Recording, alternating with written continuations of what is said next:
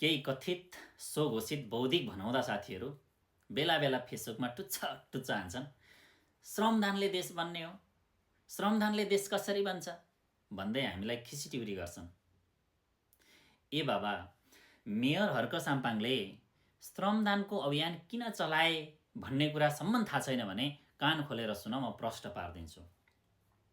सबैभन्दा पहिला मेयर हर्क साम्पाङले के पत्ता लगाए भने नेपाली समाजमा श्रमलाई हेर्ने दृष्टिकोणमा समस्या छ भन्ने कुरा पत्ता लगाए क्या।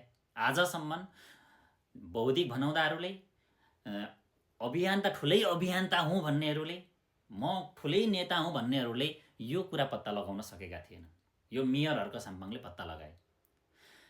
अब तपाईँलाई कहाँ समस्या छ त श्रमलाई हेर्ने दृष्टिकोणमा भन्नुहुन्छ भने म प्रश्न पारिदिन्छु। तपाईँले नेपाली समाजलाई सर्र एकचोटि भिजिट गर्नुहोस् क्या। कल्पना गर्नुहोस्, हाम्रो समाजमा जो मान्छे सुकिलो मुकिलो छ, जो मान्छे दिनभरि भुँडी ढल्काएर हिँड्छ, जो मान्छे दिनभरि गफ चुटेर खान्छ, दिनभरि प्रेत्याइ गरेर हिँड्छ, त्यस्ता मान्छेहरूलाई सफल मान्छे, राम्रो मान्छे, भाग्य भएको मान्छे जस्तो ओडहरू प्रयोग गरेर चाहिँ परिभाषित गरिन्छ क्या।